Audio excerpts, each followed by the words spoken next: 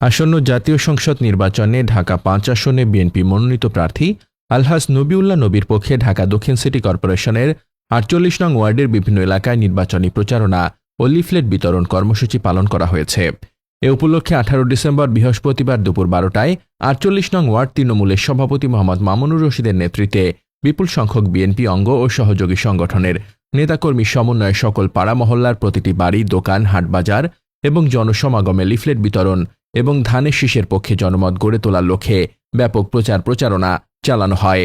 এ সময় তারা সাধারণ ভোটারদের কাছে বিএনপির ধানের শীষ মার্কায় মূল্যবান ভোট প্রার্থনা করেন।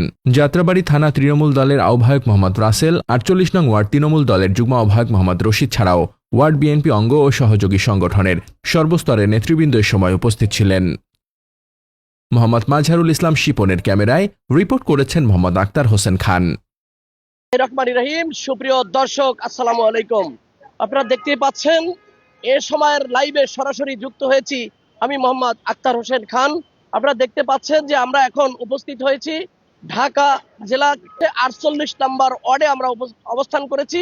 এখানে আপনারা দেখতে পাচ্ছেন যে বিএনপি তৃণমূল দলের ঢাকা দক্ষিণের সম্মানিত সভাপতি মামুনুর রশিদ সাহেব নবিউল্লাহ নবীর পক্ষে লিফলেট বিতরণ করছেন এবং ভোট চেয়েছেন সকল সাধারণ মানুষের মাঝে। আমরা অনেক সময় ধরে দেখতেছি যে আসলে সাধারণ মানুষকে এই লিফলেট বিতরণ করছেন মোহাম্মদ মামুনুর রশিদ, ঢাকা দক্ষিণ তৃণমূল দলের সম্মানিত সভাপতি, এবং তার অঙ্গ সহযোগী সংগঠন নিয়ে তার নেতাকর্মীদেরকে নিয়ে পাড়া মহল্লা এবং দোকানে দোকানে সাধারণ মানুষকে লিফলেট দিয়ে নবিউল্লাহ নবীর পক্ষে ভোট চাচ্ছেন। বিসমিল্লাহির রহমানির রহিম। নবিউল্লাহ নবী ঢাকা ৫ আসনের মাটি ও মানুষের নেতা এবং উনি খুব ভদ্র, নম্র এবং খুব ভালো লোক।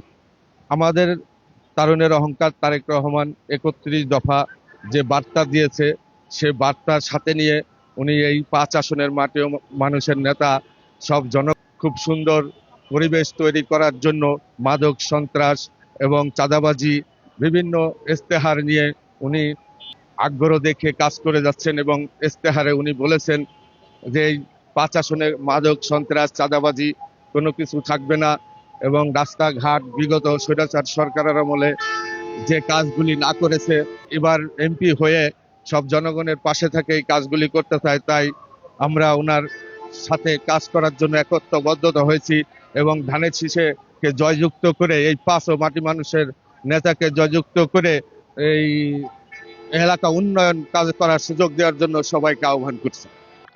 বিগত সরকারের ১৬-১৭ বছর এরা স্বৈরাচারী সরকার ছিল, জোরপূর্বক ক্ষমতায় থেকে কোনো কাজ করে নাই।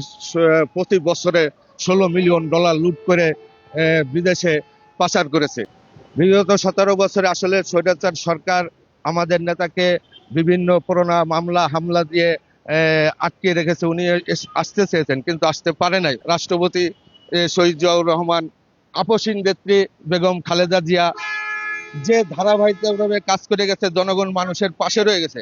আমাদের আপসীন নেত্রী খালেদা জিয়া দেশের মানুষের জন্য সে এই বাংলাদেশ ত্যাগ করে নাই, কিন্তু স্বৈরাচারী সরকার সে কোনো কাজ করতে পারি নাই, মানুষের পাশে থাকতে পারি না বলে সে আজকে পালিয়ে চলে গেছে। কিন্তু তার ত্যাগ তিতিক্ষা মানুষের জন্য ছিল বিদায় আছে। সেই শহীদ রাষ্ট্রপতি জিয়াউর রহমানের ছেলে এবং আপসীন নেত্রী বেগম খালেদা জিয়ার সন্তান হয়ে তারেক রহমান সেই ইস্তেহার ৩১ দফা দিয়েছেন। ওই ৩১ দফার সামনে আমাদের এটি আশাবাদ উনি, এবং যদি জনগণ তাকে এবং ক্ষমতা বসায় ইনশাল্লাহ সামনের দিনগুলি এই বাংলাদেশ সোনার বাংলাদেশ হবে, এই আশা আমি ব্যক্ত করছি।